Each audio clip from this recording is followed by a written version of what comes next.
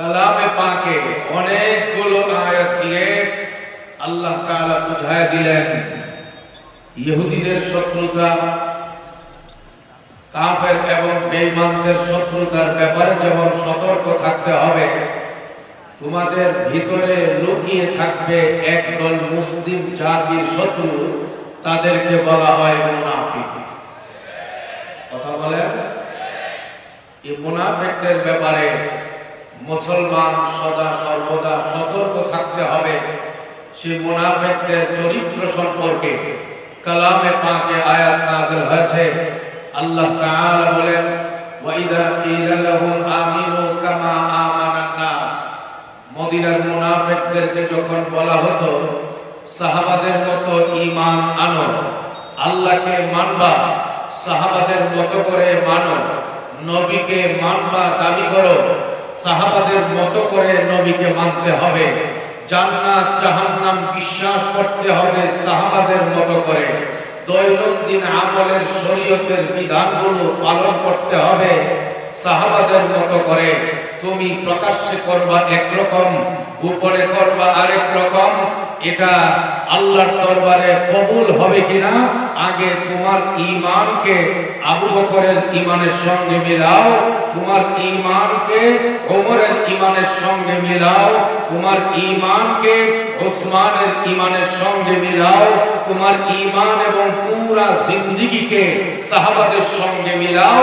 আল্লাহ তাআলা বলেন, আমার নবীর উম্মত তার ঈমানকে সহিহ করার জন্য, সংশোধন করার জন্য, নিরাপদ রাখার জন্য, আল্লাহর আনুগত্য সঠিকভাবে করার জন্য, নবীর ইতাআত সঠিকভাবে করার জন্য, হালালের উপরে টিকে থাকার জন্য, হারামকে প্রত্যাখ্যান করার জন্য মানদণ্ড হলো সাহাবায়ে কেরাম।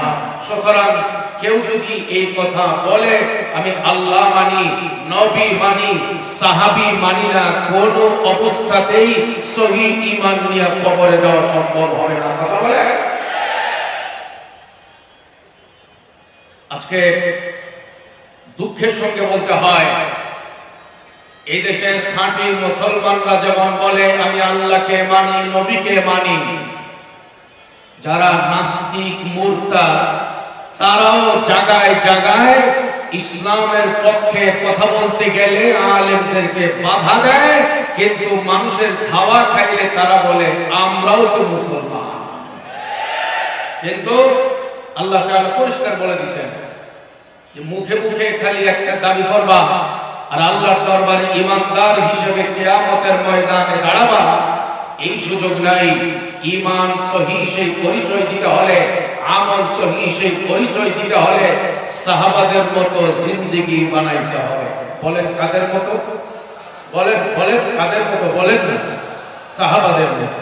রাসূলুল্লাহ সাল্লাল্লাহু আলাইহি ওয়াসাল্লাম বলেন, মাথালু আসহাবি ফি উম্মতি কাল মিলহি ফি আত-তাআম ওয়া লা ইয়াসলুহু আত-তাআম ইল্লা বিল মিলহ আও কামা ক্বালা আলাইহিস সালাতু ওয়াস সালাম। মুসলিম শরীফের হাদিস। হাবিবে পাক বলেন, আমার উম্মতের ঈমান সহিহ করার জন্য, আমার উম্মতের আমল সহিহ করার জন্য, আমার উম্মতের নীতি এবং আদর্শকে সহিহ করার জন্য সাহাবাদের ভূমিকা লাগবে। সাহাবাদের আদর্শকে সামনে আনতে হবে। খাবারের জন্য লবণের প্রয়োজন যেমন, এই উম্মত সহিহ ঈমান আকীদা নিয়ে কবরে যাওয়ার জন্য সাহাবাদেরকে সামনে রাখা কতটাই প্রয়োজন। আজকে আমার এই ভূমিকা স্বরূপ কথা থেকে আশা করি আপনারা বুঝে গেছেন, আল্লাহকে মানার জন্য, নবীকে মানার জন্য, কোরআন মানার জন্য, কোরআন বুঝার জন্য, হাদিস মানার জন্য, নবীর 23 বছরের সুন্নতের জিন্দেগি মানার জন্য, বানাবার জন্য সাহাবাদের বিকল্প আছে। কথা বলেন না কেন? বিকল্প আছে। সাহাবাদের নীতি আদর্শগুলো কেমন ছিল? আল্লাহ তাআলা মোটা দাগে এক জায়গায় সাহাবাদের একটা নীতি এবং আদর্শের প্রশংসা করে আয়াত নাযিল করেছেন। আল্লাহ তাআলা বলেন, মুহাম্মাদুর রাসূলুল্লাহ ওয়াল্লাযীনা মা'আহু আশিদ্দাউ 'আলাল কুফফার রুহামাউ বাইনাহুম। আল্লাহ তাআলা বলেন মুহাম্মাদুর রাসূলুল্লাহ, মুহাম্মদ, সবাই বলি সাল্লাল্লাহু আলাইহি ওয়াসাল্লাম। আল্লাহ তাআলা বলেন তিনি হলেন আল্লাহর রাসূল। ওয়াল্লাযীনা মাআহু আশিদ্দা, আর নবীর সঙ্গে সাহাবারা যারা রয়েছেন, আবু বকর, ওমর, ওসমান, আলী, মদিনাতে মদিনার বাইরে সাহাবী হিসাবে যারা আছেন, তাদের ব্যাপারে আল্লাহ তাআলা বলেন তাদের একটা বড় নীতি হলো সাহাবারা নিজেদের মধ্যে একদম নরম, একদম সৌহার্দ্যপূর্ণ জীবন তারা গঠন করেন, একজন আরেকজনের জন্য জীবন দিতে পারেন, প্রাণ উৎসর্গ করে দেন। সাহাবাদের পরস্পরে কোন রকমের সমস্যা তারা জিয়ায় রাখেন না। সাহাবারা একজন আরেকজনের জন্য মুমের মতো গলে যায়, একজন আরেকজনের দরদি হয়ে তারা কাজ করে। কিন্তু সাহাবাদের আরেকটা বৈশিষ্ট্য হলো ইসলামকে যারা সহ্য করতে পারে না, নবীকে যারা সহ্য করতে পারে না, কোরআনকে যারা সহ্য করতে পারে না, ইসলামের আওয়াজকে যারা স্তব্ধ করে দিতে চাইতো, সাহাবায়ে কেরাম তাদের কারো সাথে কখনোই আপোষ করতেন না। সাহাবারা ইসলাম বিরোধী শক্তির ব্যাপারে ছিলেন সোচ্চার, তারা ছিলেন কঠোর। আশিদ্দাউ আলাল কুফার রুহামাউ বাইনাহুম। সাহাবাদের একটা বড় নীতি আদর্শ ছিল, সাহাবারা নিজেদের মধ্যে ছিলেন নরম, কিন্তু কাফের, বেঈমান এবং ইসলামের শত্রুদের বেলায় তারা ছিলেন গরম। নরম না গরম? কথা বলেন, নরম না গরম? আমি ছোট্ট একটা উপমা আপনাদের সামনে আনতে চাই। হাবিবে পাক সাল্লাল্লাহু আলাইহি ওয়াসাল্লাম যখন দুনিয়া থেকে বিদায় নিলেন, খলিফা কে হবেন সে নিয়ে মুসলমান সাহাবাদের মধ্যে যেমন আলোচনা চলছিল, তখনকার দুনিয়ায় যারা কাফের, বেঈমান, ইসলাম বিরোধী শক্তি, তাদের মধ্যেও চিন্তা ভাবনা চলছিল। কাফের বেঈমানদের মাথায় এই চিন্তাটাই ছিল, ওমর খলিফা না হয়ে আবু বকর যদি খলিফা হয়ে যেত তাইলে আমাদের পক্ষে কাজ করা সহজ হইতো।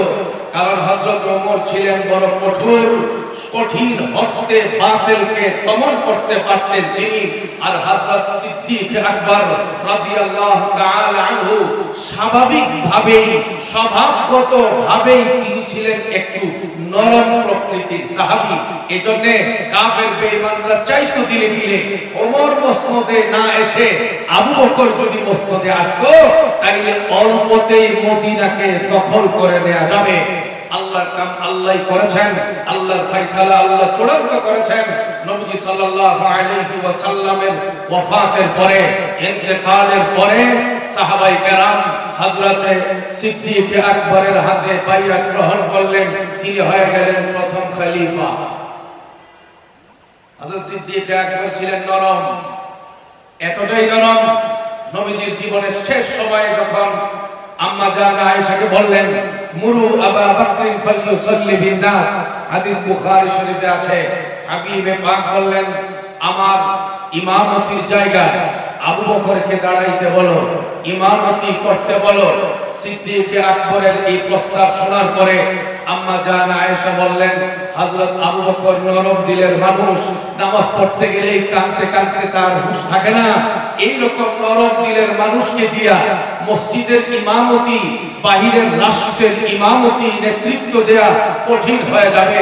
এই জায়গায় আবু বকরকে বাদ দিয়া হযরত ওমর ফারুককে যদি আপনি ইমামতির জন্য বলতেন, সিদ্দিক আকবরের প্রস্তাবটা বিকল্প হিসাবে হযরত ওমর ফারুককে দিয়া বদলাবার জন্য হাবিবে পাককে বলছেন।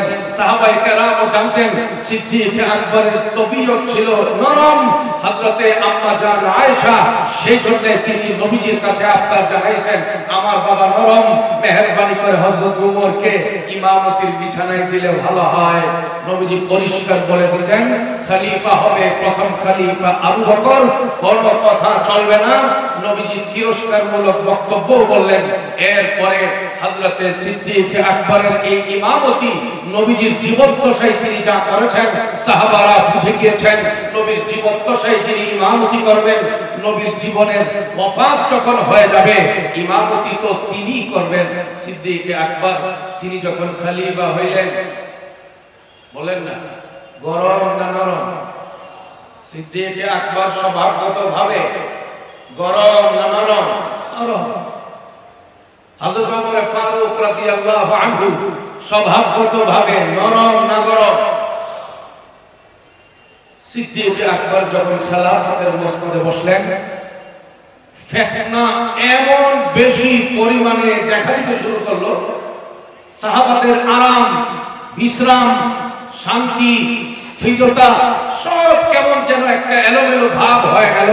সিদ্দিক আকবরের দায়িত্ব নেয়া মাত্রই কিছু গ্রাম্য লোক যারা মাত্র ইসলাম কবুল করেছিল তারা মুরতাদ হয়ে গেল। ওইদিকে মুসাইলামাতুল কাজ্জাবের ভণ্ড নবীর বাহিনী, তাদের উৎপাত শুরু হয়ে গেল।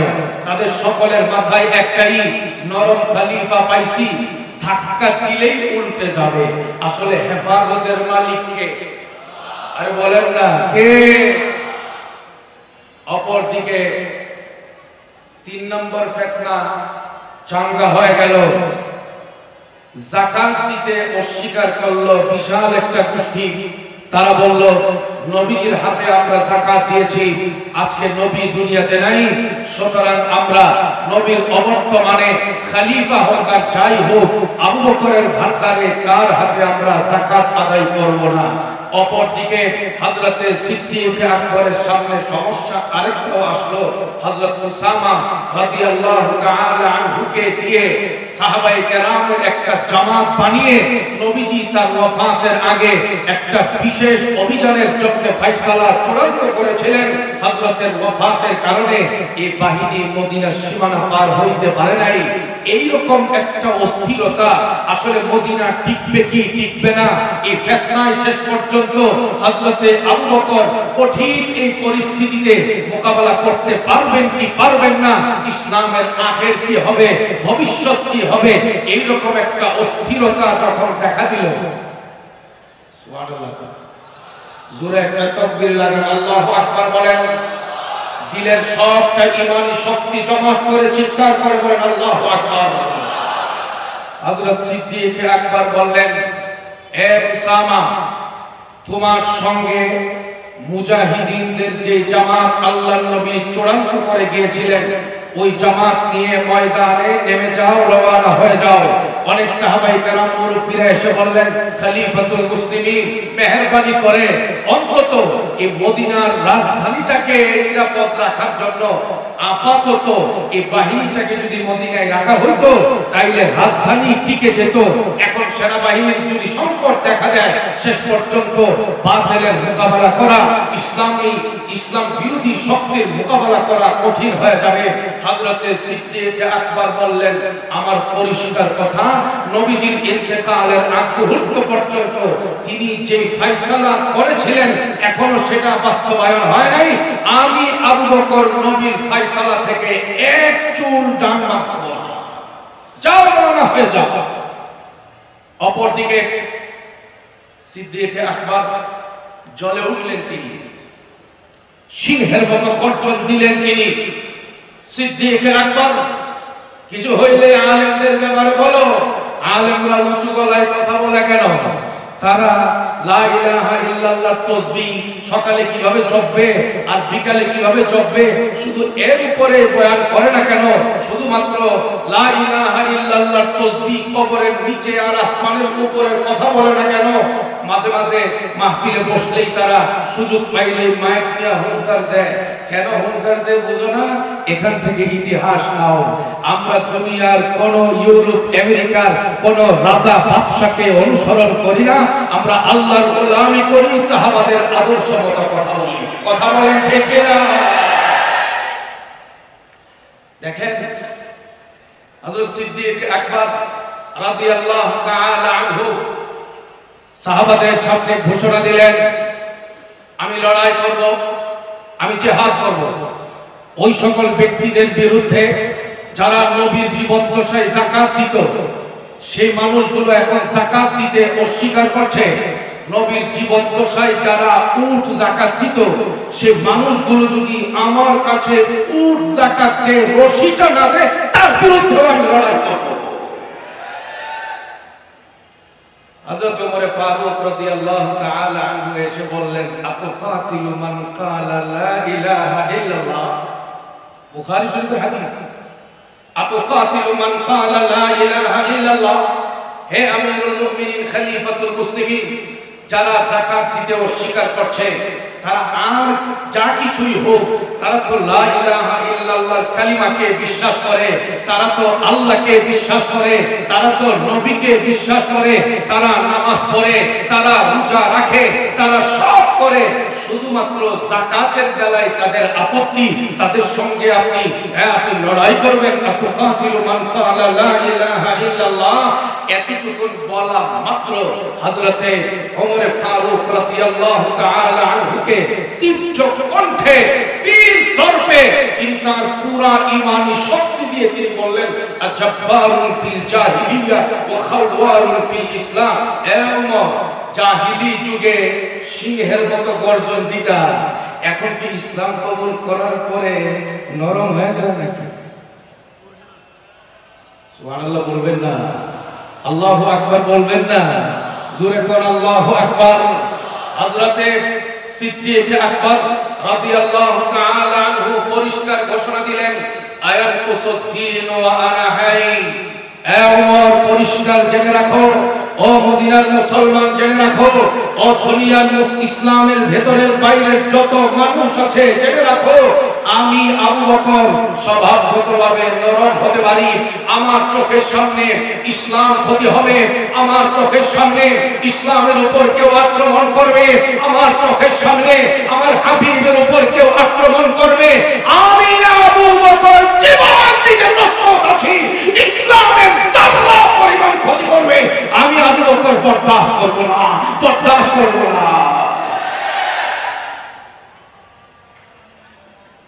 সিদ্দিক আকবর রাদিয়াল্লাহু তাআলা আনহু তার এই বক্তব্য দিয়া উনি পরিষ্কার করে বলে দিলেন, ইসলামের সব মানে, কিন্তু শুধু ইসলামের একটা বিধানকেও যদি কেউ অস্বীকার করে তার ঈমান থাকে না। কথা বলেন ঠিক কিনা? যে ব্যক্তি নামাজ পড়বে, রোজা রাখবে, হজ করবে, যাকাত দিবে, কিন্তু আমার নবীকে আখিরি নবী মানবে না, শুধুমাত্র আখিরি নবী না মানার কারণে, কোরআনে কারীমের একটি আয়াতকে অস্বীকার করার কারণে কোন রকমের বিচার বিশ্লেষণ ছাড়াই সে কাফের। কথা বলেন ঠিক কিনা? শুধুমাত্র এই আয়াতকে যদি অস্বীকার করে, নামাজ পড়ে, কালেমা পড়ে, রোজা রাখে, হজ আদায় করে, কিন্তু খাতামুন নবিয়্যিন মানল না, ঈমান আছে না গেছে? এদেশের কিছু সুশীল সমাজ এবং কখনো কখনো সরকারের ভেতরেরও কিছু মানুষ থেকে মাঝে মাঝে এই আওয়াজ শোনা যায়, কাদিয়ানীরা অসুবিধা কি? তারাও তো ভালো মানুষ, নামাজ পড়ে, রোজা রাখে। সিদ্দিক আকবর বুঝায়া দিলেন, শুধুমাত্র নামাজ রোজা পড়লেই চলবে না, ইসলামের সবগুলো বিধানকে বিশ্বাস করতে হবে এবং মানতে হবে। কথা বলেন ঠিক কিনা? আমার এই জায়গায় এই পর্যায়ের যে কথাটা, সেই কথাটা হইল পরিষ্কার হয়ে গেছে আমাদের সামনে। কাদিয়ানীরা এই জামানার সবচেয়ে বড় শত্রু, খতমে নবুয়তের শত্রু, দ্বীন ও ঈমানের শত্রু, কোরআনের শত্রু। আল্লাহর নবীকে আখিরি নবী না মানার কারণে কোরআনকে অস্বীকারী হয়ে গিয়েছে। এই রকম ঈমানের শত্রু কাফের বেঈমানদেরকে বাংলাদেশে মুসলিম পরিচয়ে চলতে দেওয়া যাবে না। তাদেরকে রাষ্ট্রীয়ভাবে কাফের বলে, অমুসলিম বলে রাষ্ট্রীয়ভাবে ঘোষণা দিতে হবে। আর সেই দাবি আদায়ের জন্য আমাদেরকে সহজ আঙ্গুলে যদি দাবি আদায় না হয়, আঙ্গুলকে প্রয়োজনে পাকা করতে হবে। সহজভাবে যদি দাবি আদায় না হয়, গায়ের রক্ত ঘাম ঝরানোর যদি প্রয়োজন হয়, 1200 সাহাবায়ে কেরাম যেভাবে ঈমান রক্ষার জন্য মুসাইলামাতুল কাজ্জাবকে দুনিয়া থেকে বিদায় করার জন্য শহীদ হয়েছিলেন, এই বর্তমানে আল্লামা শাইখুল ইসলামের উত্তরসূরিরা বাংলাদেশে বেঁচে আছে। কায়েদে মিল্লাতের উত্তরসূরিরা তারা মরে নাই। 12,000 নয়, 12শত নয়, 12,000, 12 লাখ নবী প্রেমিকের রক্ত যদি লাগে, তা দিয়ে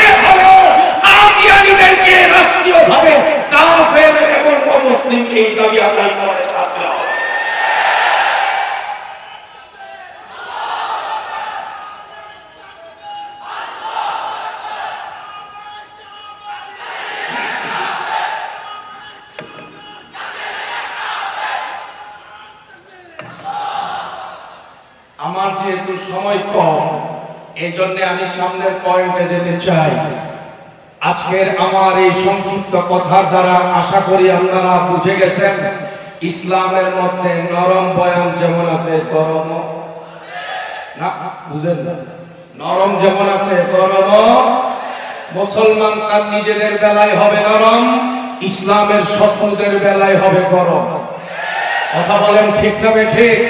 কিন্তু পৃথিবীর চিত্র এখন যা দেখা যায়, বিভিন্ন দেশের মুসলমান শাসকরা মুসলমানদের বেলায় হয়ে গেছে কঠোর, আর পীড়িত করে ইহুদিদের সাথে নাসারাদের সাথে মুসলমানদের রক্ত নিয়ে হোলি খেলে যারা, তাদের সঙ্গে হলো তাদের ভালোবাসা আর দালালি। কথা বলেন ঠিক না ঠিক? আজকে এখান থেকে আমরা পরিষ্কার জানাই দিতে চাই, উম্মুল মাদারিস হাটহাজারী মাদ্রাসা, পটিয়া মাদ্রাসা, নানুপুর মাদ্রাসা, জিরি মাদ্রাসা, নাজেরহাট মাদ্রাসা সহ এই দেশে 30 থেকে 35 হাজার কওমি মাদ্রাসা আছে। লক্ষ লক্ষ হাফেজে কোরআন, মুফতি, মুহাদ্দিস আছে।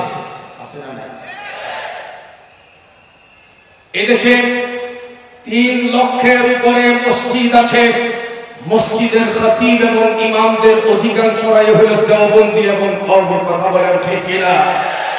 আমাদের এখান থেকে পরিষ্কার জানিয়ে দিতে চাই, আল আমিনের এই জায়গায় যে বয়ান হয়, এই দেশের দেওবন্দি এবং কওমি উলামায়ে কেরাম যে জোর আওয়াজে হুঙ্কার দিয়ে বয়ান করে, এটা কোন রাষ্ট্রের বিরুদ্ধে নয়, আমাদের এই দেশের কোন দলের বিরুদ্ধেও নয়।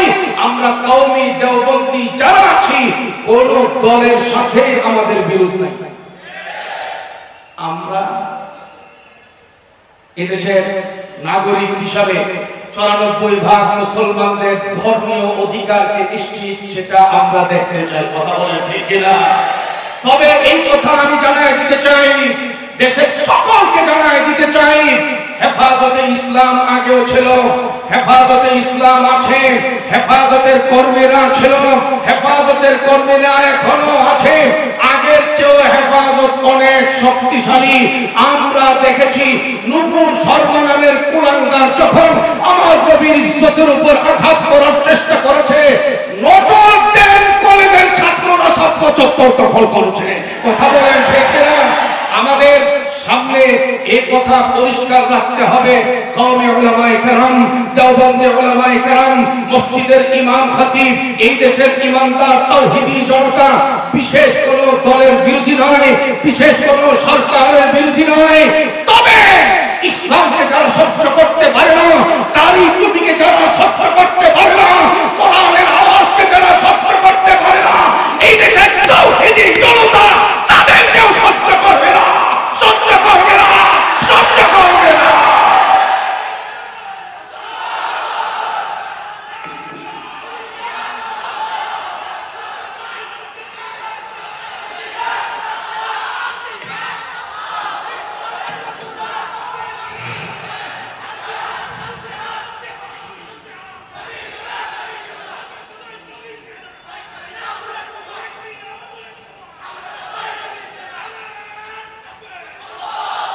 শাইখুল ইসলাম আল্লামা আহমদ শফি নওয়ারাল্লাহু মারকাদা হযরত দুনিয়াতে নাই, কায়েদে মিল্লাত, মুজাহিদে আযম হযরত বাবুনগরী রাহমাতুল্লাহি আলাইহি দুনিয়া থেকে বিদায় নিয়ে গিয়েছেন।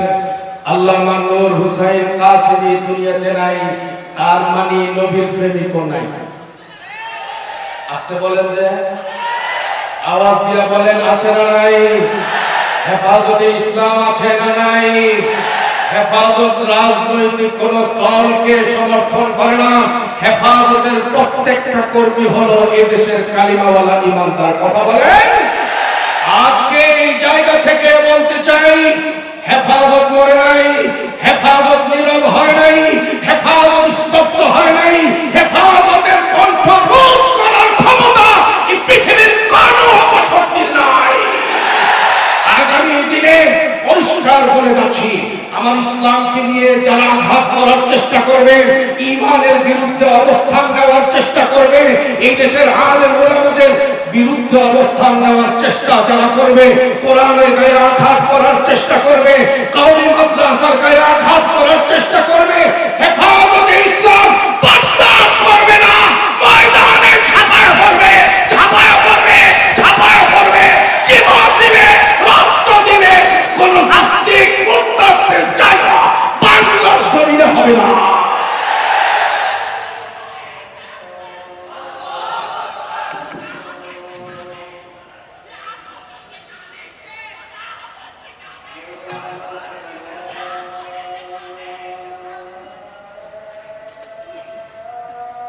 আজকের এই মজলিসে আমি আপনাদেরকে জিজ্ঞেস করি, আওয়াজের দ্বারা কি বোঝা যায় হেফাজত নাই? না বুঝেন ভালো করে, নাই আছে না নাই? শাইখুল ইসলাম আল্লামা শাহ আহমদ শফী নওয়ারাল্লাহু মারকাদা মাঠে ময়দানে কখনোই তিনি আন্দোলনে নামেন নাই, কিন্তু আমার নবীর ইজ্জতের উপর যখন কুচক্রী মহল আঘাত করেছে, শেষ রাত্রে জিকিরের সিংহাসনে যিনি বসতেন, দিনের বেলায় বুখারী শরীফ যিনি পড়াইতেন, নবীর প্রেমে পাগল হয়ে নবীর ইজ্জতের হেফাজতের জন্য শাইখুল ইসলাম আল্লামা আহমদ শফী রাস্তায় নামতে 1 মিনিটও দেরি করেন। কথা বলেন, শাইখুল ইসলাম আজকে দুনিয়াতে নাই, তবে শাইখুল ইসলামের উত্তরসূরিরা আগের চেয়ে আরো অনেক বেশি। কায়েদে মিল্লাতের উত্তরসূরি আগের চেয়ে অনেক বেশি। মনে রাখতে হবে, আমরা এখান থেকে মেসেজ দিয়ে যেতে চাই, নির্বাচনে কে হারবে কে জিতবে এ নিয়ে কথা বলার চিন্তা আমাদের মাথায় নাই, থাকেও না। তবে এই কথা অবশ্যই বলতে হবে, এখান থেকে আগামী দিনে আমরা তাদেরকে ক্ষমতায় দেখতে চাই যারা ক্ষমতায় আসার পরে কাদিয়ানীদেরকে রাষ্ট্রীয়ভাবে অমুসলিম ঘোষণা করবে। আমরা ক্ষমতার মস্তদে তাদেরকেই দেখতে চাই যারা নির্বাচনী ইশতেহারে ঘোষণা দেবে আলেমদের বিরুদ্ধে, কোরআন হাদিসের বিরুদ্ধে কোনো আইন তৈরি করবে না। এই দাবি তো করতে পারি না, কথা বলেন না, পারি যে পারি না। বাকি এই জায়গাতে আপনাদের সামনে এই বিষয়টাও রেখে দিতে চাই, ইনশাআল্লাহ হেফাজতে ইসলামের 13 দফা দাবি আদায়ের লক্ষ্যে আপনারা আশা করি ইতিমধ্যে জানতে পেরেছেন, আমাদের আমির হেফাজত হযরতুল আল্লাহ শাইখুনা মুহিবুল্লাহ বাবনগরী নিরলস কাজ করে যাচ্ছেন। উম্মুল মাদারিসের বড় হুজুর হযরত শাইখুনা হযরত ইয়াহইয়া সাহেব হুজুর দামাত বারাকাতুহুম এই বিষয় নিয়ে তৎপর হয়ে দিবারাত্রি কাটাচ্ছেন। এদেশের সংগ্রামী তাওহীদি জনতার মধ্যমণি সংগ্রামী মহাসচিব আল্লামা শাইখ সাজিদুর রহমান দামাত বারাকাতুহুম তিনিও দিন নাই রাত নাই হেফাজতে ইসলাম, যেটা ধর্মের হেফাজতের জন্য, কালিমার হেফাজতের জন্য কাজ করে, দ্বীন ও ঈমানের হেফাজতের জন্য কাজ করে। কথা বলেন, বেজার না খুশি? সবাই কথায় যাও সামনে রেখে গেলে ভালো হয়। আগামী দিনে আমির হেফাজতের পক্ষ থেকে যে কোনো ঈমানি আন্দোলনের ডাক যদি আসে, ময়দানে নামবেন তো? সবাই নামবেন তো ময়দানে? আজকের এই জায়গায় পরিষ্কার ঘোষণা দিয়ে যেতে চাই, আলেম ওলামারা বাংলাদেশে কাজ করে যাচ্ছে, শহর থেকে বন্দরে অজপাড়া গায়ে পর্যন্ত। আবু জেহেল চেষ্টা করেছে নবীজিকে ঠেকায় দেওয়ার জন্য, অথবা চেষ্টা করেছে ইসলামকে থামায় দেওয়ার জন্য, সাইবা চেষ্টা করেছে নবীর সাহাবাদেরকে থামায় দেওয়ার জন্য। আমি আপনাদেরকে জিজ্ঞেস করি, সকল ষড়যন্ত্র তারা যা করেছে সফল হয়েছে? আজকের এই আলামিনের এই ঐতিহাসিক সম্মেলনের চিত্র এই কথা প্রমাণ করছে। হাবিবে পাক সাল্লাল্লাহু আলাইহি ওয়াসাল্লামের ঈমানের যাত্রাকে আল্লাহ এগিয়ে দিয়েছেন। আবু বকরকে সফলতা আল্লাহ দান করেছেন, সাহাবায়ে কেরাম সফল হয়েছেন। আবু জাহেল ব্যর্থ হয়েছে, অথবা ব্যর্থ হয়েছে, সাইবা ব্যর্থ হয়েছে। যুগে যুগে যত আবু জাহেল বাহিনী আছে ইমানওয়ালারা সফল হয়েছে, আগে বাড়তেছে। আজকের এই চিত্র প্রমাণ করতেছে বাংলাদেশ সহ সারা দুনিয়াতে ইসলাম বিরোধী যত শক্তি আছে তারাও ব্যর্থ হয়েছে, ব্যর্থ হবে। এদের পায়ের তলায় মাটি থাকবে না ইনশাআল্লাহ। কারণ আমাদের সামনে হাদিস আছে, রাসূলুল্লাহ সাল্লাল্লাহু আলাইহি ওয়াসাল্লাম বলেন, লা ইয়াবকা আলা সাহরিল আরদি বাইতু মাদারিন ওয়ালা ওয়াবারিন ইল্লা আদখালাহু আল্লাহু কালিমাতাল ইসলাম আও কামা ক্বালা আলাইহি সালাতু ওয়াস সালাম। হাবিবে পাক বলেন, মাদ্রাসার মেহনত চলতে থাকবে, কোরআনের মেহনত চলতে থাকবে, হাদিসের মেহনত চলতে থাকবে, তাবলীগের মেহনত চলতে থাকবে, মসজিদের পরিমাণ বাড়তে থাকবে, মাদ্রাসার পরিমাণ বাড়তে থাকবে, হাফেজের পরিমাণ বাড়তে থাকবে। হাফেজ আগের তুলনায় কম না বেশি? মসজিদের পরিমাণ আগের তুলনায় কম না বেশি? মুসল্লিদের পরিমাণ আগের তুলনায় কম না বেশি? দাড়িওয়ালার পরিমাণ আগের তুলনায় কম না বেশি? ভাই বোন মা বোনদের মধ্যে পর্দার পরিমাণ দিন দিন কমতেছে না বাড়তেছে? পরিষ্কার কথা, হাবিবে পাক বলে দিয়েছেন, ইসলামকে আটকাবার ক্ষমতা পৃথিবীর কোন শক্তির নাই। ইসলাম এগিয়ে যাবে, আল ইসলাম ইয়ালু, ইসলাম মাথা উঁচু করে সামনে আগাতে থাকবে। এই পৃথিবীতে ইসলামের দাওয়াত চলতে চলতে, মাদ্রাসার পরিমাণ বাড়তে বাড়তে, মুসলমানের পরিমাণ বৃদ্ধি পেতে পেতে অবস্থা এমন হবে, পৃথিবীর চিত্র পাল্টে যাবে, পৃথিবীর মানচিত্র পাল্টে যাবে। পৃথিবীর উত্তর থেকে দক্ষিণ, পূর্ব থেকে পশ্চিম, শহর থেকে গ্রাম, প্রত্যেকটা ঘর তালাশ করে কিয়ামতের আগে একজন খ্রিস্টান পাওয়া যাবে না, একজন ইহুদি পাওয়া যাবে না, একটা নাস্তিক পাওয়া যাবে না, একটা হিন্দু পাওয়া যাবে না, একটা বৌদ্ধ পাওয়া যাবে না। সারা পৃথিবীর প্রত্যেকটা ঘর হবে মুসলমানের ঘর। এজন্য হাবিবে পাক পরিষ্কার বলে দিয়েছেন, লা তাযালু তাইফাতুম মিন উম্মতি যাহিরিনা আলাল হক লা ইয়াদুররুহুম মান খাযালাহুম হাত্তা ইয়াতিয়া আমরুল্লাহ আও কামা ক্বালা আলাইহিস সালাতু ওয়াস সালাম। হতাশ হবার কিছু নাই, অনেক কষ্ট নেওয়ার কিছু নাই। আল্লাহর নবী বলেন, প্রত্যেক যুগেই উলামাদের একটা জামাত থাকবে, মুহাদ্দিসিনে কেরামের একটা জামাত থাকবে, তারা হকের উপর অটল অবিচল থাকবে। সুবহানাল্লাহ। হাবিবে পাক বলেন, এই উলামায়ে কেরামের এই জামাত তারা হকের উপরে কাজ করে যাবে। তাদেরকে ব্যর্থ করা, তাদেরকে পরাজিত করার ক্ষমতায় পৃথিবীর কারো থাকবে না, কারো নাই। এই ব্যাপারে নবীজি বলেন, কিয়ামত পর্যন্ত হার জামানায় উলামায়ে কেরামের সর্ববৃহৎ জামাত সদা সর্বদা সজাগ থাকবে। আজকে এই জায়গায় শেষ আবদারটা রেখে যেতে চাই। চতুর্দিকে ফিতনা, কাদিয়ানীরা মাথা চাড়া দিয়ে উঠেছে। হিজবুত তাওহীদের কুফরি সংগঠন নিরন্তর ঈমান হারা করবার জন্য কাজ করে যাচ্ছে। নাস্তিক মুরতাদদের কথা তো আর বলতে হয় না। আর ভান্ডারি যত রকমের আছে, বাতিল মাজার পূজারী, তারা তো মারিফতের দোহাই দিয়ে আমল ঈমান নষ্ট করার জন্য, ব্যবসাকে চাঙ্গা করার জন্য দিবারাত্রি মেহনত করেই যাচ্ছে। কথা বলেন ঠিক কিনা? আল্লাহর নবী পরিষ্কার বলে দিয়েছেন, ইন্নাল উলামা ওয়ারাসাতুল আম্বিয়া। আমি নবী যখন থাকবো না, আমার সাহাবারা যখন থাকবে না, আমার তাবেঈন, আমার সাহাবাদের ছাত্র তাবেঈরা যখন থাকবে না, তাদের ছাত্র তাবেঈরা যখন থাকবে না, ঈমান হেফাজতের জন্য, শরীয়তের হেফাজতের জন্য, দ্বীনের হেফাজতের জন্য আমার নায়েবে নবী উলামা যারা, তাদের দ্বারস্থ হতে হবে। উম্মুল মাদারিস হাটহাজারী মাদ্রাসা আমাদের জন্য বড়গাছ। আলহামদুলিল্লাহ।